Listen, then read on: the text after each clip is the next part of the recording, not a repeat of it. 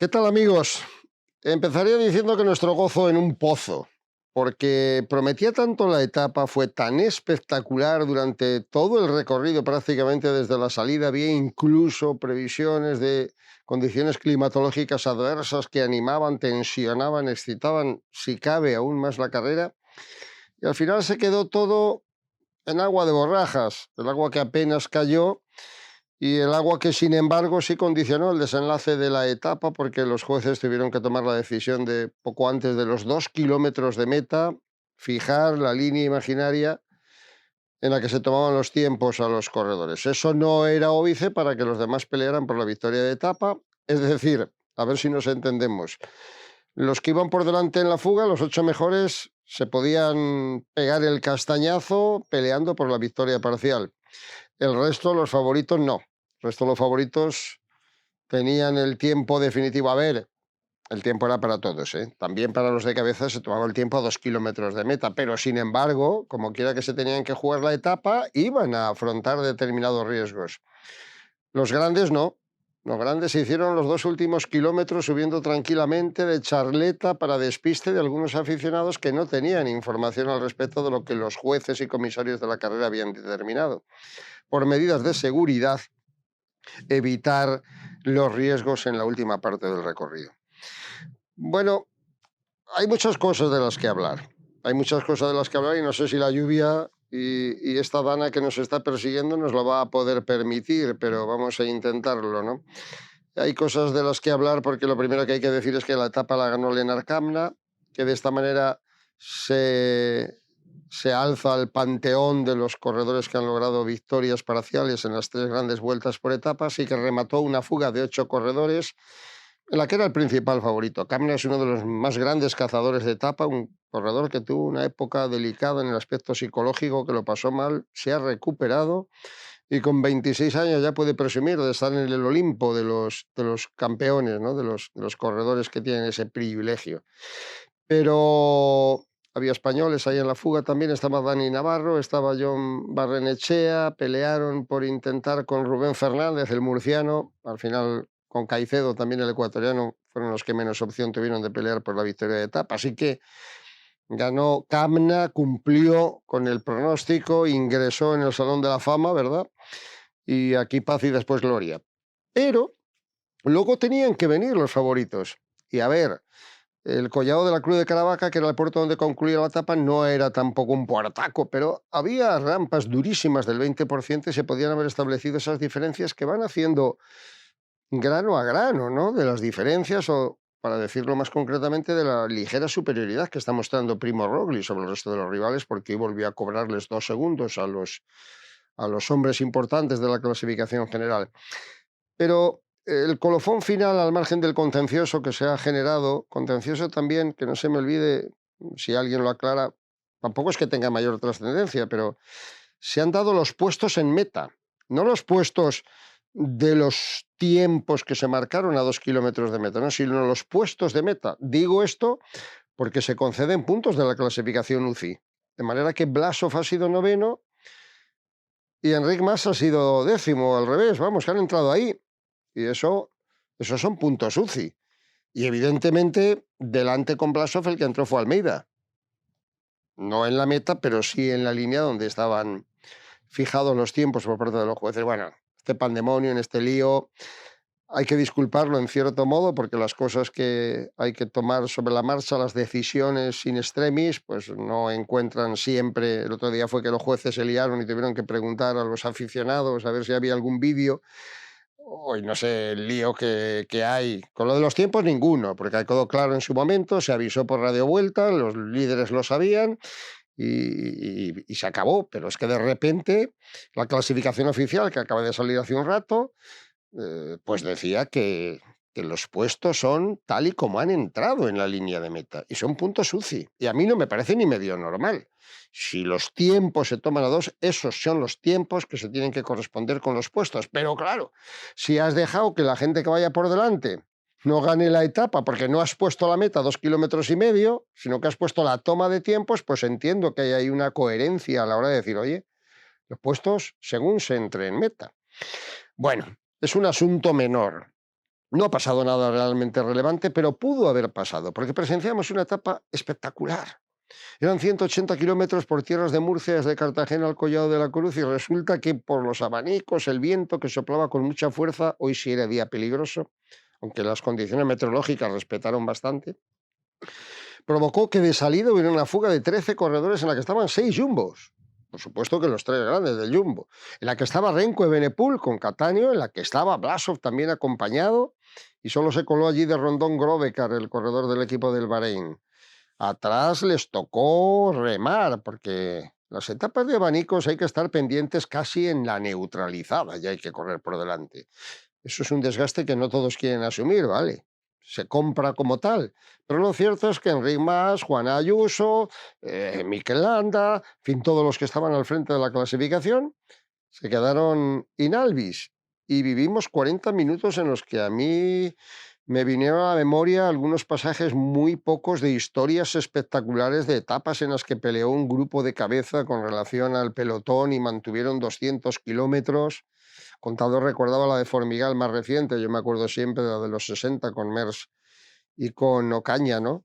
Pero bueno, pintaba aquello espectacular porque Jumbo echó gas y fueron 40 kilómetros de caza hasta que ya al final pues remitió la historia, hubo que trabajar mucho atrás por parte de Movistar, de Bahrein, de UAE, se hizo la fuga de los corredores de punta y ya la etapa se quedó en un segundo plano, hasta que volvió en una zona larga con el viento de costado, eran casi 15 kilómetros de una interminable recta y se volvió a montar otro abanico, pero quedaron delante 22 corredores y estaban todos los favoritos. Bueno, todos menos Lenny Martínez, todos menos Wouter Pouls, que perdió mucho tiempo al final de la etapa. Bueno, al final la gente que estaba por delante sí, pero los favoritos estaban prácticamente todos, ¿no?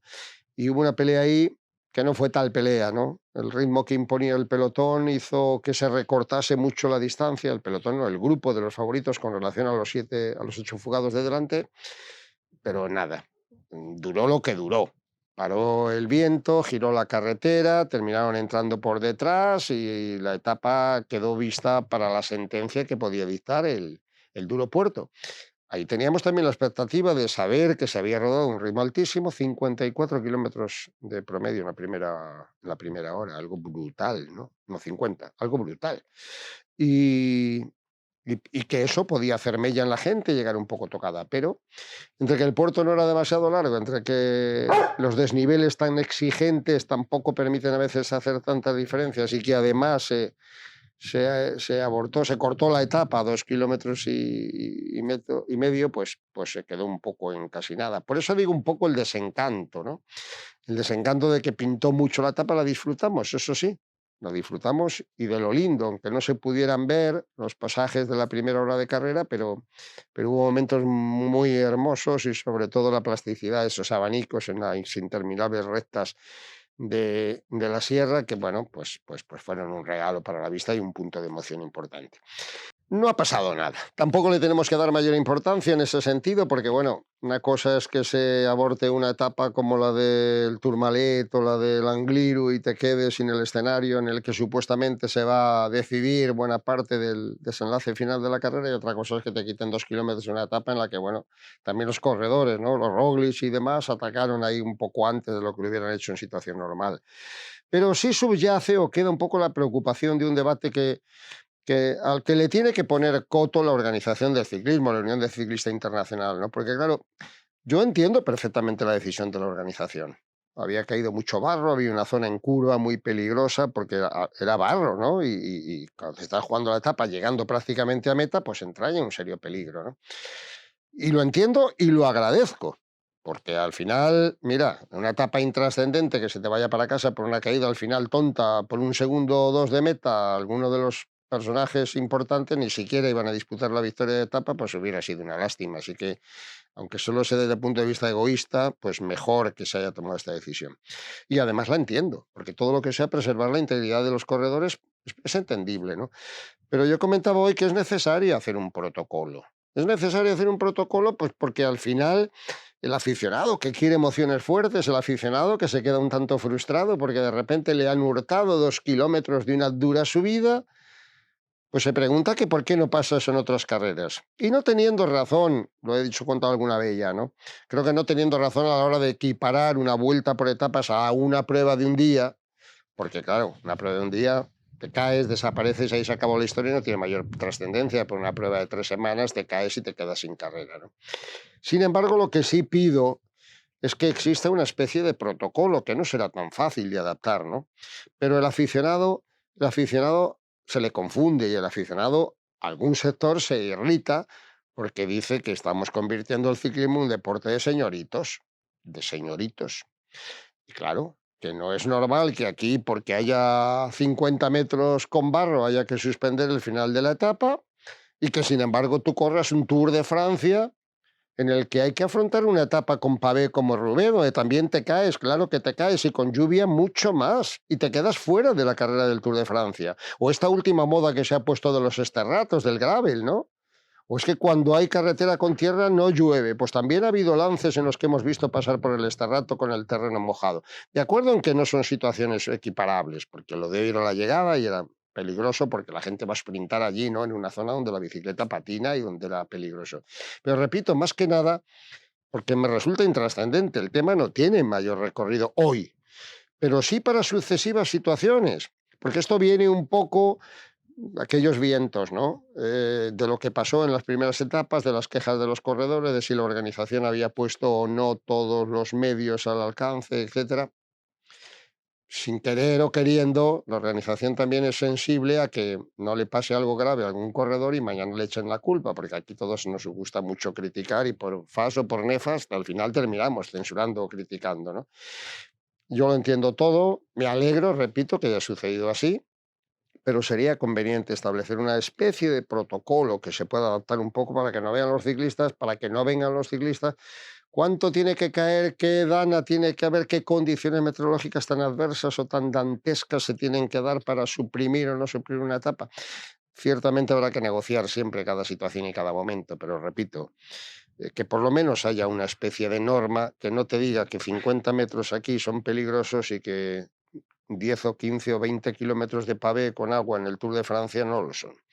Y bueno, pues yo repito que entiendo a la organización, entiendo a los corredores, entiendo a todo el mundo, y no hago nada más que analizarlo y además me alegro de que no haya pasado absolutamente nada. Que todo sigue igual y que las clasificaciones de la jornada de hoy nos han dejado esto. Bueno, pues en la etapa ahí tenemos a los 8 mejores, ¿no? Con Kamna, que estuvo por delante de Sobrero, y el resto de los corredores que llegaron en ese grupo cabecero, ya con algunas diferencias y con ninguna opción para los corredores españoles y para el ecuatoriano Caicedo. Observamos a partir de ahí la llegada de Almeida y Blasov a 3 minutos 11 segundos. Estoy dando tiempos. La clasificación ya vemos que son Mas y Blasov ocupando el top 10. Almeida y Blasov entraron a 3:11. Roglic a 3:16. Mas, Bingo, Evenepoel y Ayuso a 3:18. Les dieron a todos al mismo tiempo. A 3:25 Soler, Landa y Kuss. Y a 3:27 Lenny Martínez y Uide-Brooks. Insisto, estos son los tiempos que valen. Las posiciones son o valdrán evidentemente para los puntos de la Unión Ciclista Internacional, pero nada tiene que ver con los tiempos de la carrera. Diferencias mínimas que han provocado algún pequeño reajuste en la clasificación general. Porque ahí vemos, por ejemplo, como Evenepoel ya es cuarto, adelantado a Mikel Landa. Y eso que estaban muy igualados y solo le sacó 7 segundos en meta. Kuss sigue de líder, Soler a 0:43, Lenny Martínez a 1:2, se cayó Wouter Puls de ahí, cuarto Evenepoel a 2:24, quinto Landa a 2:29, sexto Roglic a 2:29, séptimo Vingegaard a 2:35, Mas a 2:35, Ayuso a 2:45 y Almeida a 2:45. Van como triples parejas, ¿no? Observemos que desde Evenepoel, cuarto a Almeida, que recortó unos segunditos hoy décimo, hay 31 segundos de diferencia. No puede estar más comprimida la clasificación. Ahora bien, Quien quiera seguir estrujando detalles, analizando minuciosa y escrupulosamente los comportamientos de cada corredor, habrá vuelto a sacar alguna conclusión. En ese nada, fueron 600 metros o menos, ¿no? En los que se produjo la batalla con el ataque de Evenepoel, la reacción inicial, pero el ataque de Roglic, perdón, la reacción de Evenepoel, Enric Mas que vino desde atrás y superó a Evenepoel, Vingegaard que se quedaba ligeramente cortado, Ayuso que pasó a Vingegaard. Al final los jueces han dado el mismo tiempo, a todos menos a Roglic, ¿no? A todos, a los 5 primeros, a los 5 hombres que se están mostrando más fuertes, un poquito más fuertes que el resto, ¿no? Pero es verdad que volvimos a ver a Roglic ahí, ¿no? Y es verdad que a Evenepoel le faltó un poquito, a ver, eran desniveles del 20%, ¿eh? Ojito que se las traía la cuestión y tampoco es el escenario más idóneo para valorar si alguien pierde 2 segundos o deja de perderlos. Y esa explosividad que tiene Roglic, lo que sí viene es a confirmar lo que estamos viendo cada día. Roglic está francamente bien. Vamos a ver qué ocurre en la crono, vamos a ver qué ocurre en los grandes etapones de alta montaña, pero en estos momentos Roglic está muy firme, Evenepoel es el hombre que está ahí. Mas y Ayuso están a muy buen nivel y a Vingo, de momento, a Vingegaard se le ve un poquito más débil. Esos 2 segundos que pierde, esa quinta, sexta posición entre los mejores, le delata, pero queda tiempo por delante. Y es un corredor que se tomó un descanso después del Tour y que posiblemente vaya cogiendo condición. Y su escenario natural van a ser el Tourmalet y el Angliru, los grandes puertos, ¿no? Así que ahí iremos viendo. Ciertamente la recuperación de unos y de otros hasta ahora, pocas cosas sacamos en limpio, pero bueno, algo es algo. Mañana haremos una entrega de la previa de la crono, porque con este tiempo y cayendo el agua y con la dana dichosa, pues vamos a ver en qué condiciones se disputa una cronómetro tan importante y de 25 kilómetros como es la del martes. Mañana día de descanso, los corredores transitaban hoy desde, desde Murcia, desde Caravaca de la Cruz hasta Valladolid, y mañana tendrán todo el día para visionar el recorrido y para adaptarse a la meteorología que pueda darse el martes, donde se anuncia en principio buen tiempo. Eso ya al menos inspira cierta tranquilidad. Hasta mañana. Sobre rueda voy, bajo un sol español. Sobre rueda voy, bajo un sol abrasador.